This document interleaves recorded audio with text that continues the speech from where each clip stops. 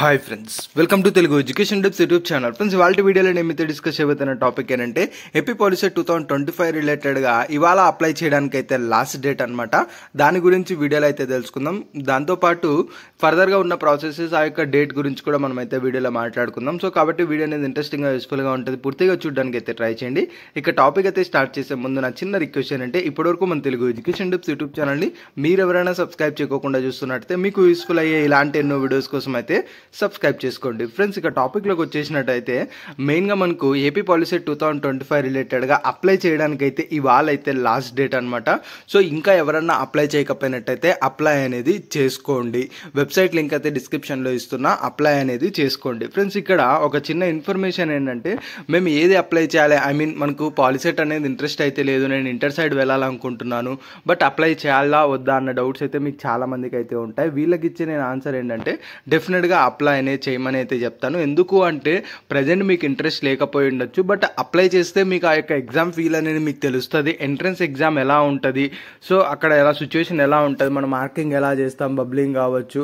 So ఒక entrance exam రాసేటప్పుడు ఆ యొక్క ఎన్వైర్న్మెంట్ కానీ అసలు ఎగ్జామ్ ఫీల్ ఉంటుంది. ఇలా మీరు ఫీల్ అవ్వడానికి డెఫినెట్గా మీకు యూజ్ అనేది అవుతుంది. మహా అంటే మనకు 400-300 ఫీజు అయితే ఉంటుంది. కాబట్టి ఒకసారి అప్లై చేసి ఎంట్రన్స్ ఎగ్జామ్ అయితే రాయండి. ఇంకొకటి ఏంటి అంటే మేబీ ఇప్పుడు మీకు ఇంట్రెస్ట్ లేకపోయి ఉండొచ్చు, ఫర్దర్గా మేబీ ఇంకొక 1 మంత్ కానీ 2 మంత్స్కి కానీ కౌన్సిలింగ్ జరిగే టైంలో మీకు ఒక పాలిసెట్ మీద ఆర్ పాలిటెక్నిక్ సైడ్ వెళ్ళాలని ఇంట్రెస్ట్ వచ్చింది అనుకోండి, అప్పుడు మీరు మేనేజ్మెంట్లో జాయిన్ అవ్వాల్సి ఉంటుంది. అదే మీరు ఇప్పుడు పాలిసెట్ రాశారనుకోండి, మేబీ అప్పుడు మీకు ఇంట్రెస్ట్ లేకపోతే కౌన్సిలింగ్ అటెండ్ అయితే అవ్వకండి, ప్రాబ్లం అయితే ఏముండదు.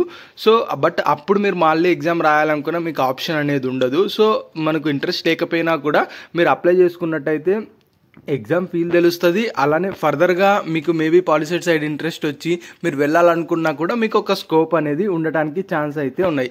సో మెయిన్ ఏంటంటే ఇవాళ అప్లై చేయడానికి అయితే లాస్ట్ డేట్, మేబీ డేట్స్ కూడా ఎక్స్టెండ్ అయితే అవ్వకపోవచ్చు. సో ఎగ్జామ్ వచ్చేటప్పటికి మనకి యాజువల్గా April 30th అయితే ఉంటుంది అనమాట. సో ఈ యొక్క ఎగ్జామ్ మనకు మార్నింగ్ 11 AM నుంచి ఆఫ్టర్నూన్ 1 PM వరకు ఎగ్జామ్ అయితే ఉండబోతుంది. సో డెఫినెట్గా ఆ ఎగ్జామ్కి అయితే ప్రిపేర్ అవ్వండి. ఆల్రెడీ అప్లై చేసిన వాళ్ళు ఇంకెవరైనా అప్లై చేయకపోయినట్టయితే ఖచ్చితంగా అప్లై అనేది చేయండి. ఈ ఛాన్స్ మాత్రం మిస్ అయితే చేసుకోకండి. ఇక ఫర్దర్గా సిలబస్ ఏంటి, ఎగ్జామ్ పేపర్ ఎలా ఉంటుంది, OMRs ఎలా ఉంటాయి, అవన్నీ కూడా వీడియోస్ అయితే రాబోతున్నాయి. ఫర్దర్గా ఏంటి అంటే ఈ యొక్క ఎగ్జామ్ అన్నది అసలు ఈజీగా క్రాక్ చేస్తారు, అదేం ప్రాబ్లం లేదు. దాని తర్వాత ఎదురయ్యే కౌన్సిలింగ్ ప్రాసెస్ ఉంటుంది కదా, అది చాలా చాలా ఇంపార్టెంట్. దానికి సంబంధించి కూడా వీడియోస్ అయితే వస్తాయి, మిస్ అయితే అవ్వకండి.